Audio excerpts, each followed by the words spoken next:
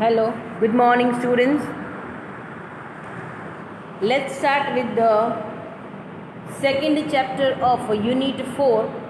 Unit 4 નું આપણે અત્યારે સેકન્ડ ચેપ્ટર લઈએ છીએ.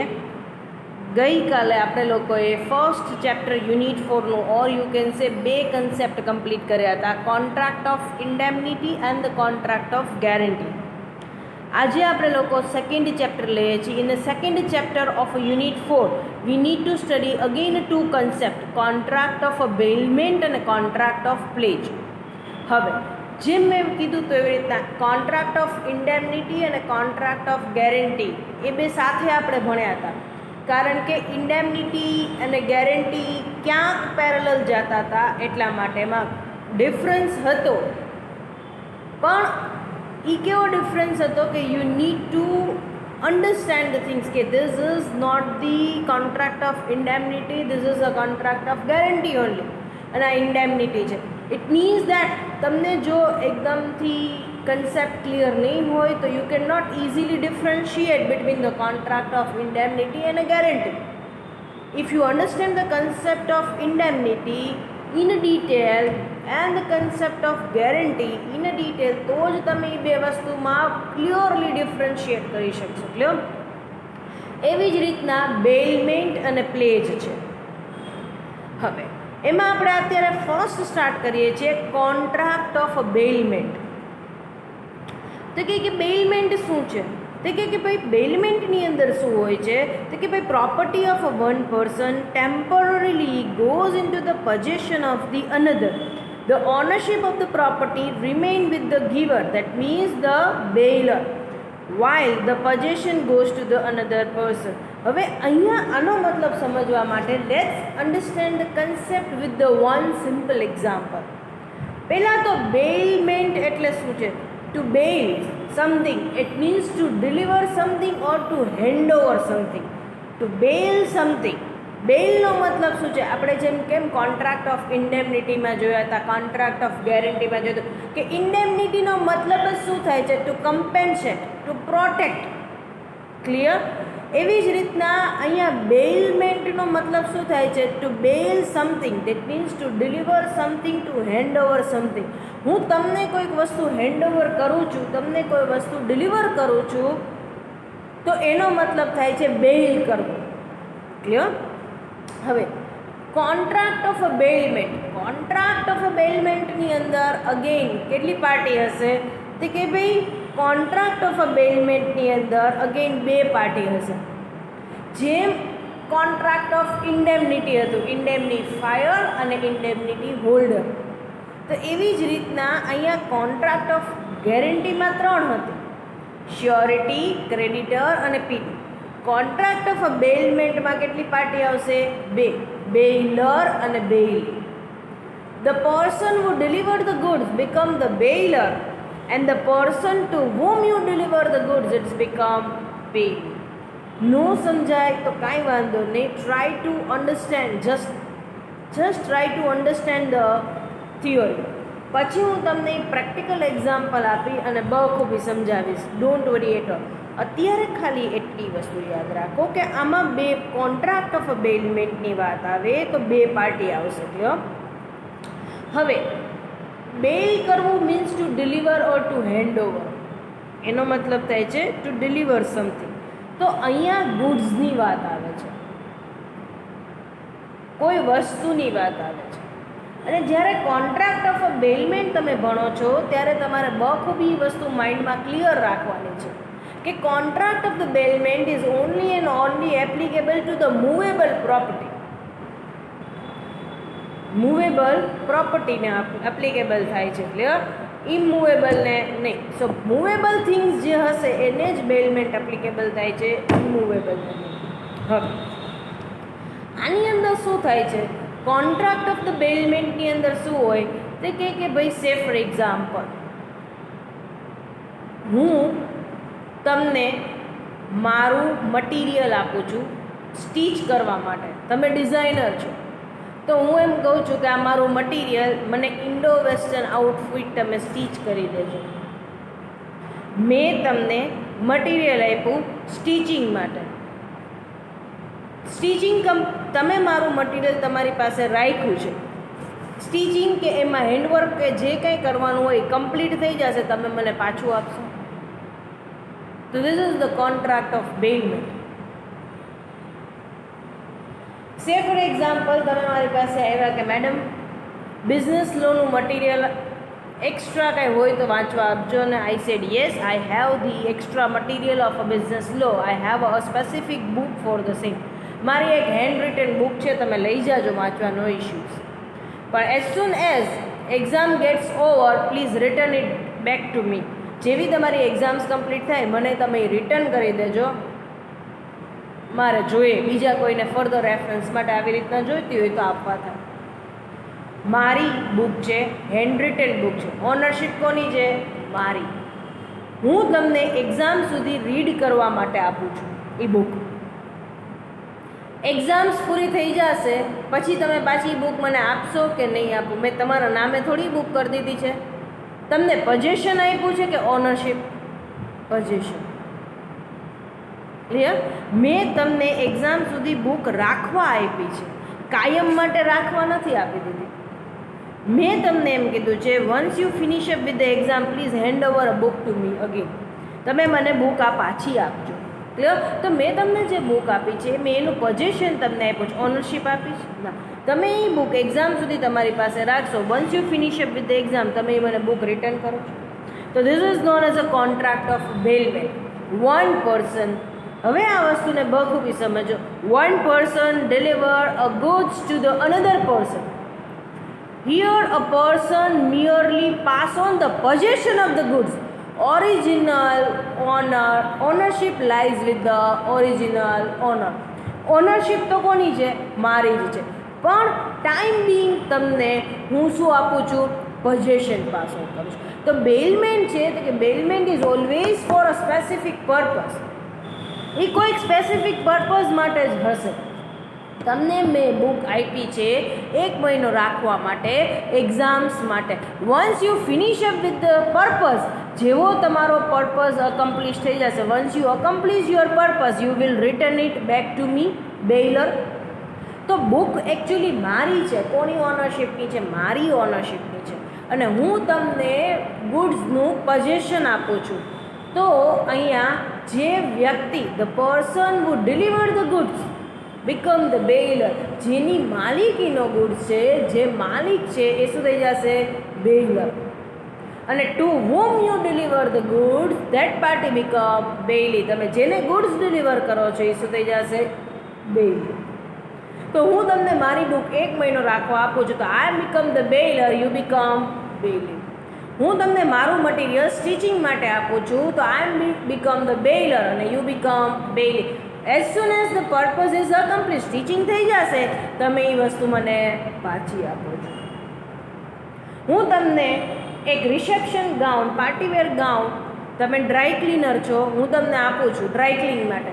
As soon as the purpose is accomplish, dry clean થઈ જશે, તમે એ વસ્તુ મને પાછી આપશો.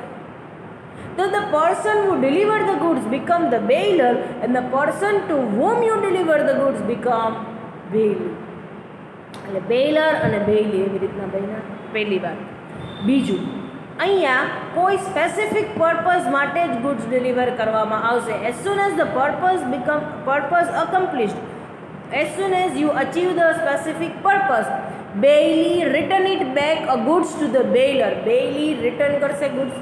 હું તમને બુક આપું છું, હું બેલર બનું છું, તમને બુક આપું છું, તમે બેલી બનો છો. મેં ઓનરશિપ આપી નથી, ખાલી ને ખાલી કોન્ટ્રાક્ટ ઓફ બેલમેન્ટની અંદર you pass on the possession of the goods, not the ownership. Ownership lies with the original owner.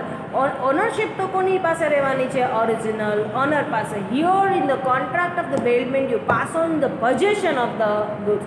મેં તમને બુકનું ખાલી પોઝેશન આપ્યું છે, મેં તમને કાંઈ ઓનરશિપ આપી નથી. પાર્ટીવેર ગાઉન એનું તમને પોઝેશન આપ્યું છે ડ્રાય ક્લીન માટે, ઓનરશિપ આપી દીધી નથી. ક્લિયર? સો અહીંયા શું કહેવામાં આવે છે કે ભાઈ, જો ફરીવાર રિપીટ કરું છું, હવે ઇન્ટ્રોડક્શન્સ, આ એક્ઝામ્પલ પછી તમને ઘણું ક્લિયર થઈ જશે. Property of a one person temporary goes in to the possession of the another.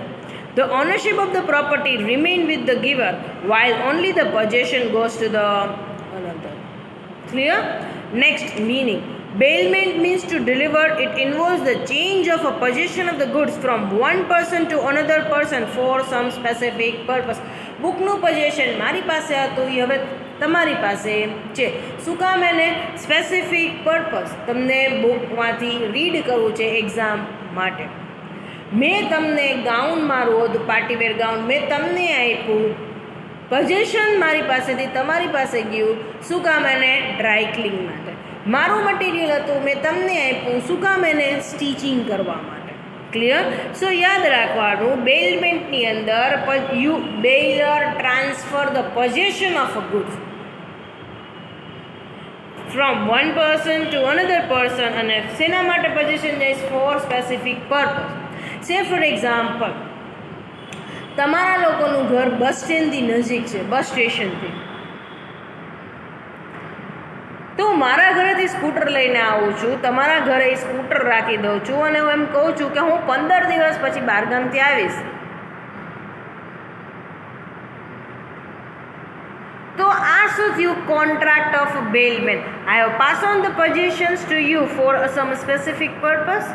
અને મેં કીધું કે હું તમારે ત્યાં રાખતી જાઉં છું 15 દિવસ. અને હા, ઇન બિટવીન તમારે પણ તમે ફોન કર્યો હતો કે વ્હીકલની રિક્વાયરમેન્ટ છે તો તમે તમારે યુઝ કરજો. હું 15 દિવસ અમે છું નહીં, 15 દિવસ પછી આવીશ ત્યારે વ્હીકલ લઈ જઈશ. તો it is known as a contract of bailment. મેં તમને સ્કૂટરનું પોઝેશન પાસ ઓન કર્યું કે ઓનરશિપ? પોઝેશન. હજી સ્કૂટરની ઓનરશિપ તો મારી જ છે. સો એટલું વસ્તુ યાદ રાખવાનું, બે પાર્ટી હોય છે. The person who deliver the goods become the bailor and the person to home you deliver the goods it become baler. Scooter મારું છે, મેં તમને આપ્યું છે, I become the baler. Partywear gown મારું છે, આઈ બીકમ ધ બેલર. મેં તમને પોઝેશન આપ્યું છે, you become bailee. So definition શું કહે છે કે ભાઈ બેલમેન્ટની અંદર શું હશે? Delivery of the goods by one person to another for some purpose upon a contract that they shall, when the purpose is accomplished, be returned or otherwise disposed of according to the directions of a person delivering. કાં તમે મને return કરશો એ purpose complete થાય ત્યારે, અને કાં તો હું તમને એમ કહું કે પછી કાંઈ જરૂર નથી, તમારે યુઝલેસ છે, ડિસ્પોઝ ઓફ કરી નાખજો, તો you will dispose of the things. Clear?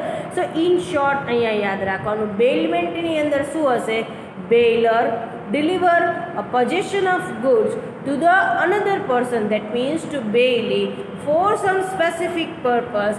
On accomplishment of the purpose, either bailey return back a goods to the bailor or the dispose of the goods according to the instruction of bailor. Clear definition? Now next, party. મેં તમને કીધું એવી રીતના, the person who delivering the goods become the bailor and to whom you deliver the goods become bailey.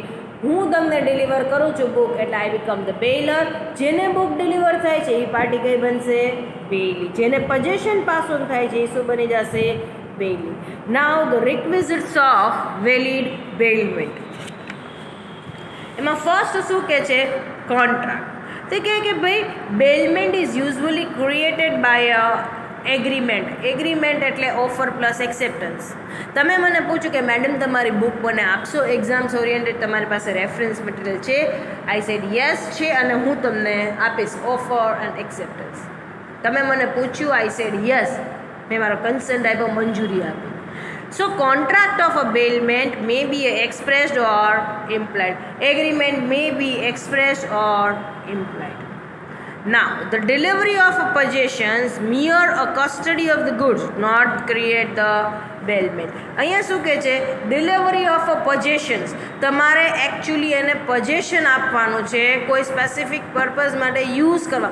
Mere the custody of the goods for transferring the goods to the third party it's not considered as a bailment. Say for example, હું તમને મારી book આપું છું કે છોકરાઓ આ book આ લ્યો, આ બુક તમારે એક્સ ફેકલ્ટીને આપવાની છે. તો હું તમને બુકનું પજેશન આપું છું, નોટ ફોર યુઝ માટે પજેશન નથી આપતી. મેં તમને પજેશન આપ્યું છે શું કામ એને to transfer the goods to the third party. તો થર્ડ પાર્ટી જેને પજેશન એકચ્યુઅલી મળશે, that particular party become the bailee. તમે બેઇલી બનશો નહીં. મેં તમને ખાલી બુક આપી છે કે છોકરાઓ આ બુક આ લ્યો, આ એક્સ ફેકલ્ટીને કાલે પહોંચાડી દેજો. તો તમે તો ખાલી નિયર મીડિયેટર થયા બુક પહોંચાડવા માટેના, ટ્રાન્સફર માટેના. સો તમને મેં ખાલી એક કસ્ટડી આપી છે ગુડ્સની અત્યારે થર્ડ પાર્ટીને હેન્ડઓવર કરવા માટે. સો તમે બેઇલી બનશો નહીં. સો અહીંયા શું કહેવામાં આવે છે, ડિલિવરી ઓફ અ પજેશન. તમે જ્યારે એકચ્યુઅલી પજેશન ડિલિવર કરો છો ત્યારે જ કોન્ટ્રાક્ટ ઓફ બેલમેન્ટ એક્ઝિસ્ટન્સમાં આવશે. With the custody of the goods does not create or give a rise to the contract of bailment. ખાલી હું તમને ગુડ્સની કસ્ટડી આપું છું તો કોન્ટ્રાક્ટ ઓફ બેલમેન્ટ એક્ઝિસ્ટન્સમાં આવશે નહીં. For some specific purpose. અહીંયા શું કહેવામાં આવે છે, the bailor is required to transfer the possession of the goods for some specific purpose only. કાંઈક પર્પઝ હશે. મેં તમને બુક્સ આપી છે જેથી કરીને પર્પઝ શું છે, you read the book and get the good marks. મેં તમને પાર્ટીવેર ગાઉન આપ્યું છે ડ્રાય ક્લીન માટે. મેં તમને મટીરિયલ આપ્યું છે શું કામ એને આપ્યું છે કે ભાઈ તમે એને સ્ટીચ કરી અને મને રિટર્ન કરો. હું તમારા ઘરે સ્કૂટર મૂકી જાઉં છું શું કામ એને, કારણ કે 15 days હું છું નહીં. So you need to take care of my scooter. Clear? So bailment is always for a specific purpose. By mistake you deliver the goods, it is not the contract of bailment. Clear? By mistake મારી book તમારી પાસે રહી જાય છે તો એ contract of bailment નથી. હા, પણ હું તમને કોઈ સ્પેસિફિક વસ્તુ માટે if I deliver the goods to you તો જ એ કોન્ટ્રાક્ટ ઓફ બેલમેન્ટ છે, અધરવાઇઝ એ કોન્ટ્રાક્ટ ઓફ બેલમેન્ટ નથી. Contract of the bailment is applicable to movable goods only. It is not applicable to immovable goods. Contract of bailment movable ગુડ્સને જ apply થશે, movable થિંગ્સને જ અપ્લાય થશે. હું તમને મટીરિયલ આપી જાઉં છું, બુક આપું છું, સ્કૂટર આપું છું. ક્લિયર? આ બધું શું થશે, કોન્ટ્રાક્ટ ઓફ બેલમેન્ટ. લેન્ડ, બિલ્ડિંગ એ બધી વસ્તુને અપ્લાય નહીં થાય. Clear? So contract of the bailment is applicable to the movable goods. Movable goods ને જ contract of the bailment apply થશે. Immovable ને contract of a bailment apply થતો નથી. હું તમને મારું ઘર યુઝ કરવા આપું કે મારું ઘર થોડી તમારી ઘરે મૂકી જઈશ, તમને આપી જઈશ, તો એ કોન્ટ્રાક્ટ ઓફ બેલમેન્ટમાં આવતું નથી. એના માટે પાછું અલગ લાગુ પડે છે. ક્લિયર? મોર્ગેજ છે, ચાર્જીસ છે, હાઇફોથિકેશન, એ બધી વસ્તુઓ અંદર પાછી આગળ વધે છે, એમ એ બધી વસ્તુ છે. Clear? Then the return of specific goods. અહીંયા શું કહેવામાં આવે છે કે as soon as the purpose is accomplished bailee required to return back the goods to the બેઇલર.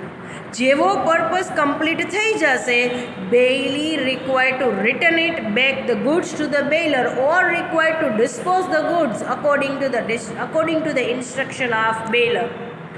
મેં તમને મટીરિયલ આપ્યું, તમે સ્ટીચ કરી લેશો ઇન્ડો વેસ્ટર્ન, એટલે તમે મને રિટર્ન કરો છો.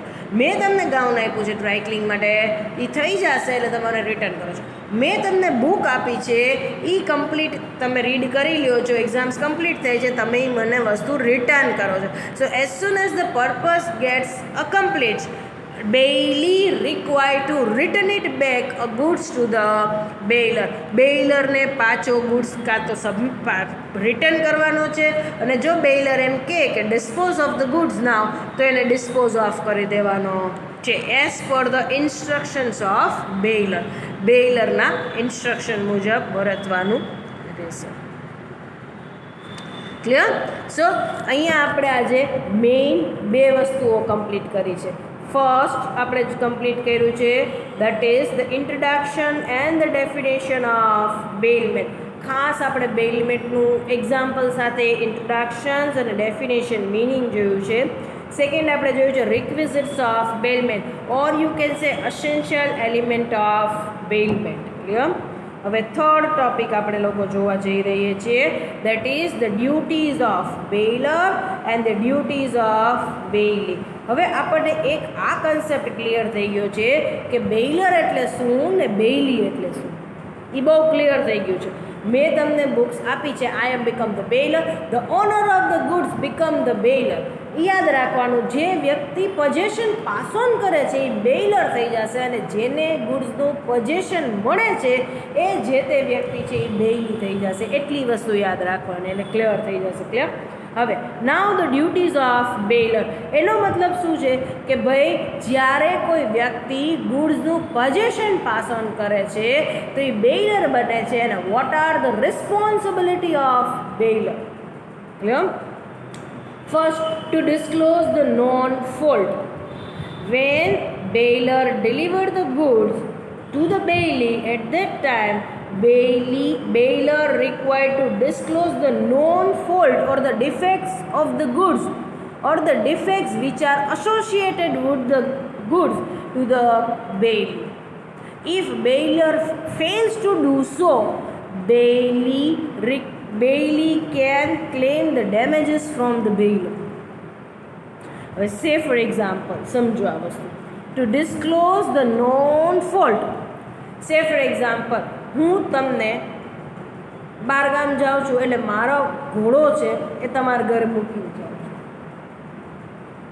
પણ હું જ્યારે તમારા ઘરે મૂકીને જાઉં છું ત્યારે I need to disclose the known fault. હું એ તમારા ઘરે મૂકીને જાઉં છું,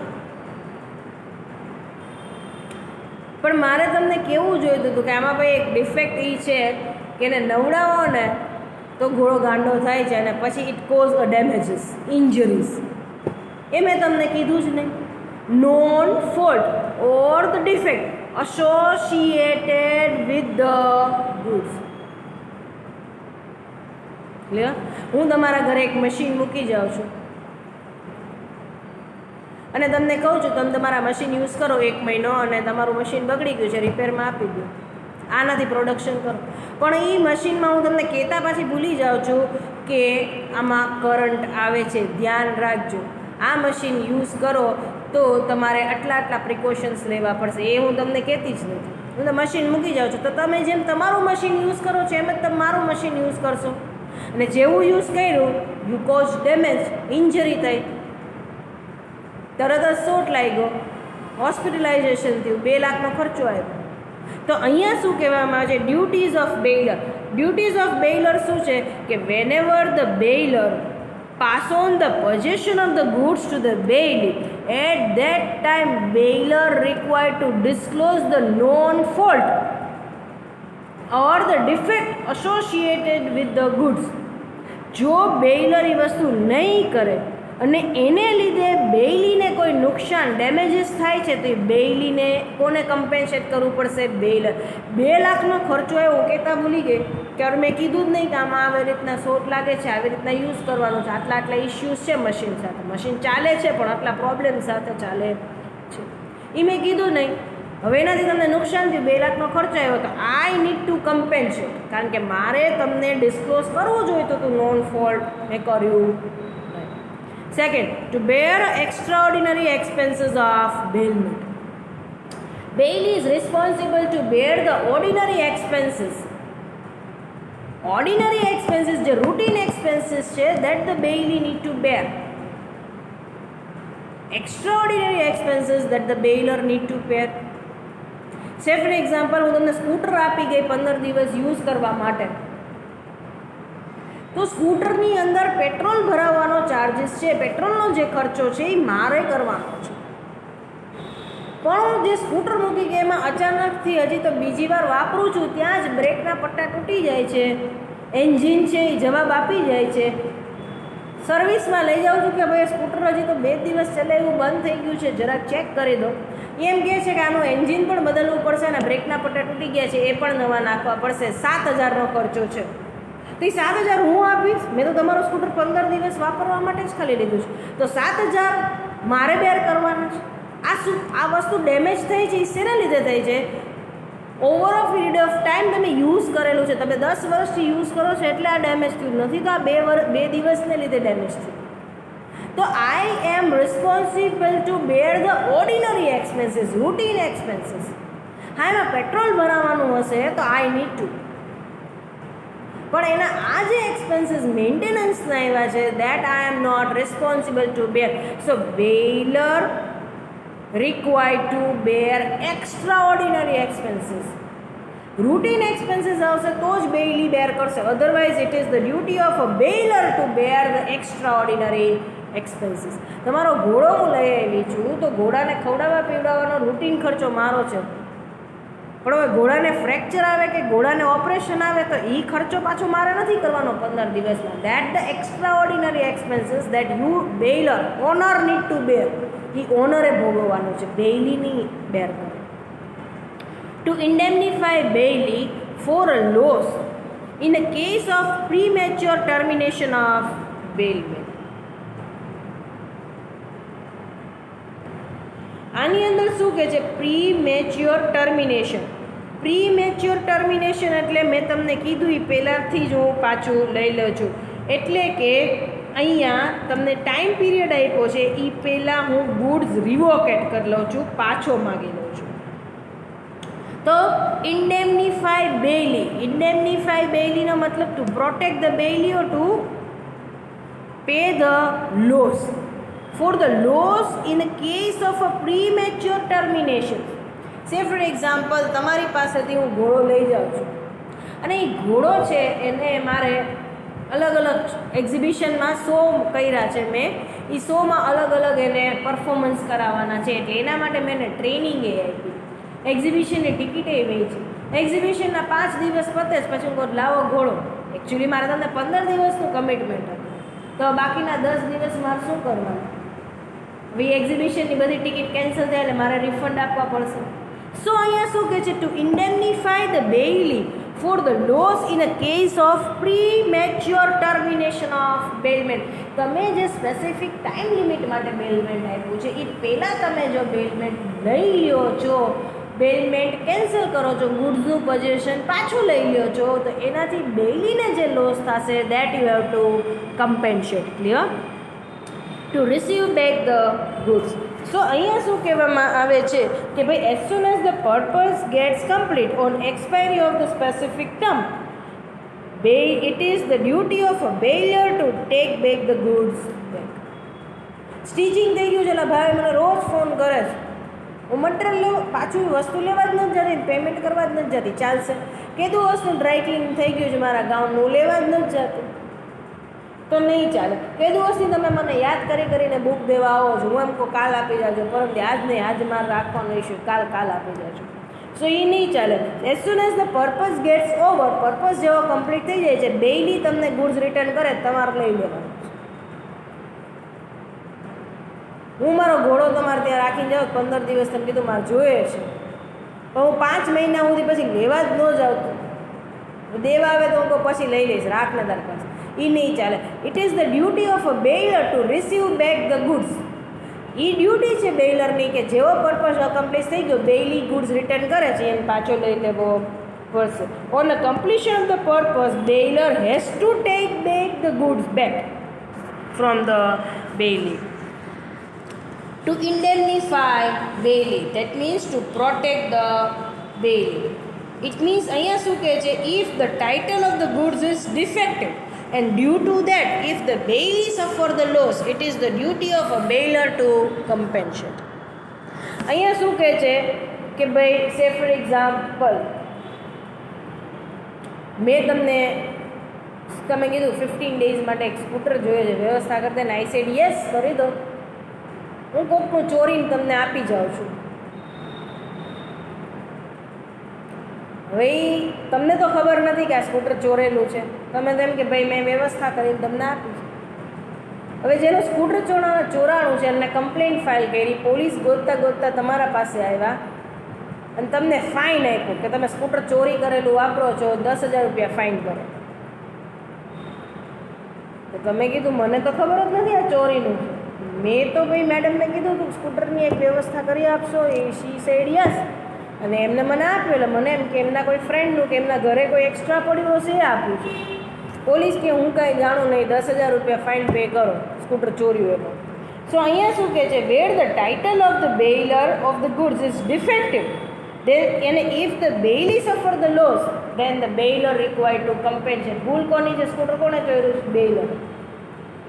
અત્યારે લોસ એકચ્યુઅલી ચોર્યું એનો ફાઇન કોને ભરવો જોઈએ? બેઇલર. પણ એ બેઇલી ભરે છે, તો બેઇલરે એ પૈસા પાછા 10,000 બેઇલીને આપવા રહેશે. Now the duties of bailee. બેઇલીની શું ડ્યુટી છે? તો કે to take care of the reasonable care of the goods bailed. તમને જે ગુડ્સ બેઇલ્ડ કર્યો છે, તો here the bailee required to take care of the goods as like original owner. Original owner છે એમ જ એને કેર કરવાની છે. મેં તમારા ઘરે ઘોડો 15 દિવસ તમારા એક્ઝિબિશનમાં જોઈએ છે એટલે હું તમને આપી જાઉં છું, મારો ઘોડો તમને આપી જાઉં છું, તો you required to take care of the horse as like the original owner. હું જેટલી કેર કરું છું એટલી જ તમારે કરવાની છે. મેં મારું પાર્ટીવેર ગાઉન તમને ડ્રાયક્લિંગ માટે આપ્યું, તો ડ્રાયક્લિંગ પર તમારે એને ઉડાડી નથી દેવાનું. You have to take care of the goods as like the owner. તમે એના માલિક છો એમ જ તમારે કેર કરવાની છે. હું તમને 15 ડેઝ મારું સ્કૂટર આપી જાઉં છું, તો you have to take care of the scooter like original owner. મેં મારી બુક તમને આપી છે, તો એક્ઝામમાં તમે બધાને એમાંથી પેજીસ ફાડી ડિસ્ટ્રીબ્યુટ કરો, વાંચવા તો ચાલશે નહીં. જે પોઝિશનમાં આપી છે એ પોઝિશનમાં તમારે મને રિટર્ન કરવાની રહેશે. Not to make any unauthorized use of goods. It means you require to use the goods as per the contract of bailor. જે પર્પઝ માટે તમને આપ્યો છે એ જ પર્પઝથી યુઝ કરવાનો છે, બીજા નહીં. મેં હોર્સ તમને આપ્યો છે એક્ઝિબિશનમાં ખાલી ને ખાલી એને પ્રેઝન્ટ કરવા માટે, પછી તમે એને આખો દિવસ એક્ઝિબિશનમાં વાપરો અને રાત પડે રેસકોર્સ ઘોડાગાડી માટે મોકલી દો છો, એ ચાલશે નહીં. That is unauthorised use of goods. જે વસ્તુ માટે પર્પઝ માટે બેલમેન્ટ કોન્ટ્રાક્ટ ઓફ બેલમેન્ટ થયું છે એ જ પર્પઝમાં યુઝ કરવાનું છે. તમે ડ્રાયક્લિંગ માટે મેં ગાઉન આપ્યું, તમારે ડ્રાયક્લિંગમાં જ રાખવાનું છે. પછી તમે એમ કહો ડ્રાયક્લિંગ હજી થયું નથી અને તમે ગાઉન ભાડે ફેરવો રિસેપ્શનમાં, બધાને રેન્ટ ઉપર આપો 1 મહિના સુધી, અને પછી 1 મહિના પછી એમ કે ડ્રાયક્લિંગ હવે થઈ ગયું છે લઈ જાઓ, તો ચાલશે નહીં. તો not to make any unauthorised use. તમને જે પર્પઝ માટે ગુડ્સ મળ્યો છે એ જ પર્પઝ માટે યુઝ કરવાનો છે, not other than that. Not to mix the goods bailed with his own goods. મેં તમને બેલ્ડ ગુડ્સ આપ્યો, સપોઝ હું તમને કહી દઉં મારી ગોડાઉનમાં જગ્યા અત્યારે ઓછી છે, તો તમે તમારા ગોડાઉનમાં માલ રાખી દો છો, બરાબર છે. તો તમે તમારો માલ ઇન્ફિરિયર ક્વોલિટીનો છે એ મિક્સ કર્યો. હવે એ મિક્સ કર્યો એટલે મારા ગુડ્સની પ્રાઇસ ઘટી ગઈ, તો એ જે મને નુકસાન થયું છે that the bailee required two રીપે. તો અહીંયા શું કહે છે કે Baillie it is the responsibility of the bailey to keep the goods of the bailor separate. જો એ મિક્સ કરશે ને because of this particular mixture if the bailor sustain the loss, તો કોણ લોસ આપશે? રિટર્ન કરશે, બેઇલી કમ્પેન્સેટ કરશે. Not to set up a adverse title. Not to set up the adverse ટાઇટલનો મતલબ શું કહે છે? If bailee deliver the goods to the person other than the bailor. જો not to set up the adverse title, મેં તમને scooter આપ્યું પણ હવે તમે મને રિટર્ન કરવાની જગ્યાએ થર્ડ પાર્ટીને રિટર્ન કરો છો તો નહીં ચાલે. પણ તમારે રિટર્ન થર્ડ પાર્ટીને કરો છો તો તમારે એ પ્રૂવ કરવું પડશે કે હું ઓરિજિનલ ઓનર નથી, થર્ડ પાર્ટી ઓરિજિનલ ઓનર છે. સો તમે જેની પાસેથી ગુડ્સ લીધો છે રિટર્ન એને જ કરવાનો છે, એના સિવાય બીજા કોઈને કરવાનો નથી. Not to set the adverse title. તમે મારી પાસેથી બુક લીધી તો તમારે મને જ રિટર્ન કરવાનું છે. તમે પછી રેખાબેનને રિટર્ન કરીને જતા રહો તો એ ચાલશે નહીં. To return any accretions to the goods, that means if increased in a value. તમે કોઈ increased in value થઈ છે, if you have received the any increased in value, તમે જેટલો ટાઈમ તમારા પોઝિશનમાં રાખ્યો છે એમાં વેલ્યુ વધી છે ગુડ્સની, કાં તો એ ગુડ્સને લીધે તમને કોઈ ઇન્કમ થઈ છે, તો ઇન્કમ તમારી નથી, એ તમારે કોને હેન્ડઓવર કરવાની છે? બેઇલરને હેન્ડઓવર કરવાની છે. Clear? To return the goods, તો same on a completion of the specific purpose. જેવો પર્પઝ કમ્પ્લીટ થાય પછી તમારે ગુડ્સ કોને હેન્ડઓવર કરવાનો છે? બેયલીને. ડ્રાય ક્લીન થઈ જાય એટલે ગાઉન પાછું ઓરિજિનલ ઓનરને આપી દેવાનું, સ્ટિચિંગ થઈ જાય એટલે ડ્રેસ પાછો ઓરિજિનલ ઓનરને આપી દેવાનો છે, બુક રીડ થઈ જાય પાછી તમારો ઓરિજિનલ ઓનરને આપી દેવાનું છે, એક્ઝિબિશન કમ્પ્લીટ થઈ જાય હોર્સ પાછો ઓરિજિનલ ઓનરને આપી દેવાનો છે, રાખી નથી મૂકવાનો. To return back the goods as soon as the purpose gets accomplish. જેવું પર્પઝ કમ્પ્લીટ થઈ જાય તમારે ગુડ્સ રિટર્ન કરી દેવાનો રહેશે. So hereby we are completing our session. આજે આપણે લોકોએ કોન્ટ્રાક્ટ ઓફ બેલમેન્ટ સ્ટાર્ટ કર્યું છે. કોન્ટ્રાક્ટ ઓફ બેલમેન્ટ આપણે જે સ્ટાર્ટ કર્યું છે એની અંદર આજે આપણે જોયું છે આટલા topic: introductions and the meaning of a contract of a bailment, requisites એટલે કે essential element of a bailment, duties of a bailor and the duties of bailee. Further extension આપણે બેલમેન્ટનું નેક્સ્ટ સેશનમાં કરશું. Thank you so much for this session.